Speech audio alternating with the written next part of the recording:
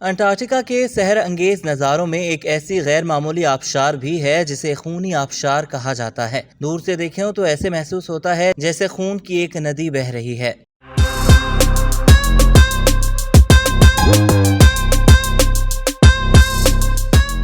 یہ آبشار انٹارکٹیکا کے مشرق ٹیلر گلیشیئر سے رستی ہوئی ایک بڑی جھیل میں گرتی ہے جس کی سطح برف کی چادر جیسی ہے۔ 1911 میں انٹارکٹیکا کی مہم کے دوران برطانوی مہمجو تھامس گرفت نے پہلی بار اس حیران کن آبشار کو دریافت کیا۔ تھامس گرفت یہ رنگ دیکھ کر دنگ رہ گئے تھے کیونکہ ان کے لیے یہ کافی عجیب تھا۔ تھامس گرفت کے مطابق یہ ایسا ہی تھا جیسے کسی زخم سے تیزی سے خون بہہ رہا ہو۔ آغاز میں سائنسدانوں کا خیال تھا کہ شاید اس لال رنگ کی وجہ کچھ جرثومے ہیں، لیکن بعد میں معلوم ہوا کہ یہ خیال درست نہیں تھا۔ مگر آبشار سے نکلنے والے سرخ رنگ کی اس پانی کی پہیلی کو حل کرنے میں ایک صدی لگی۔ اس خونی آبشار کے منفرد رنگ کی وجہ کے بارے میں 1960 کی دہائی میں سائنسدانوں نے سراغ لگایا کہ ہائیڈرس فورک آکسائڈ برف کے نیچے موجود ہے جو لال رنگ پیدا کرتا ہے، لیکن یہ معدنیات کہاں سے آئی؟ ایک اور معمہ یہ بھی تھا کہ آخر برف کی تہہ میں دبی یہ معدنیات سطح تک کیسے پہنچ جاتی ہے جس کی وجہ سے پانی کا رنگ لال ہو جاتا ہے۔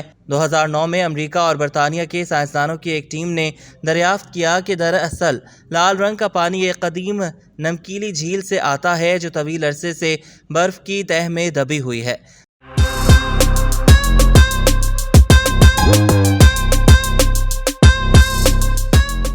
خیال کیا جاتا ہے کہ یہ جھیل 1.5 سے 4 ملین سال پرانی ہے اور زیر زمین ایک ایسے نظام کا حصہ ہے جہاں ایسی اور جھیلیں بھی موجود ہیں۔ جب اس خونی آبشار کے پانی کا تجزیہ کیا گیا تو پتہ چلا کہ اس میں نمک کی مقدار کافی زیادہ ہے۔ یہ بھی علم ہوا کہ لال رنگ کی وجہ ایک ایسا بیکٹیریا بھی ہے جو آکسیجن کے بغیر زندہ نہیں رہ سکتا۔ یہ بیکٹیریا نمکیلے پانی میں موجود آئرن کی مدد سے توانائی حاصل کرتا ہے جو دنیا میں پایا جانے والا ایک نادر مائکروب سمجھا جاتا ہے۔ خیال کیا جاتا ہے کہ لاکھوں سال قدیم یہ بیکٹیریا باقی حیاتیات سے مختلف ہے۔ گلیشیئر سے جو پانی خارج ہوتا ہے اس کا درجہ حرارت -7 ڈگری تک ہونے کی وجہ سے خیال کیا جاتا ہے کہ زیر زمین جھیل کا درجہ حرارت اس سے بھی کافی کم ہوگا، لیکن اس کے باوجود یہ پانی جمتا نہیں ہے۔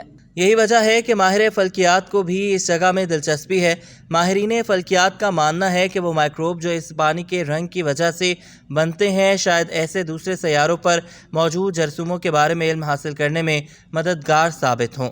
سائنسدانوں کا ماننا ہے کہ ایسے ہی جرثومے مریخ اور مشتری پر بھی موجود ہیں۔ ایک اور سوال جس کا جواب تلاش کرنے میں مدد مل سکتی ہے وہ یہ ہے کہ زمین پر موجود ابتدائی حشرات میں سے چند اس وقت کیسے زندہ بچے جب پورا کرۂ ارض جمع ہوا تھا۔ واضح رہے کہ سنو بال ارتھ نامی سائنسی مفروضے کے تحت ایک زمانے میں پوری زمین برف کی تہہ سے اٹ گئی تھی۔ حال ہی میں امریکہ کے جان ہاپکنس یونیورسٹی نے اس آبشار میں پائے جانے والے ذرات کے تجزیے پر تحقیق شائع کی ہے۔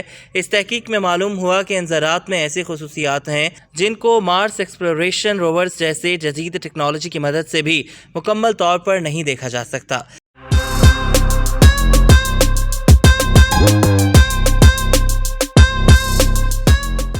اس تحقیق کے سربراہ ڈاکٹر لیوی کے مطابق خونی آبشار میں پائی جانے والی معدنیات کے ذرات انسانی خلیوں سے 100 گنا چھوٹے ہیں اور ان میں کافی آئرن موجود ہے۔ اس کے علاوہ سلیکون، کیلشیم اور سوڈیم بھی موجود ہوتے ہیں اور انتہائی نمکینا پانی جب برف سے خارج ہوتا ہے تو فضا میں موجود آکسیجن اور گلیشیئر کی سطح پر موجود گرم ہوا سے رابطے میں آتا ہے اور یوں لال رنگ جنم لیتا ہے۔ ڈاکٹر لیوی کا کہنا ہے کہ مریخ جیسے سرد سیارے پر بھی ایسے ہی نہایت چھوٹے حجم کے ذرات موجود ہو سکتے ہیں اور اسی لیے اس بات کی ضرورت ہے کہ خلا میں بھیجے جانے والے آلات کو اس قابل بنایا جائے کہ وہ ان کا مکمل تجزیہ کر سکیں۔ ڈاکٹر لیوی کا کہنا ہے کہ اس سلسلے میں خونی آبشار ہماری مدد کر سکتی ہے۔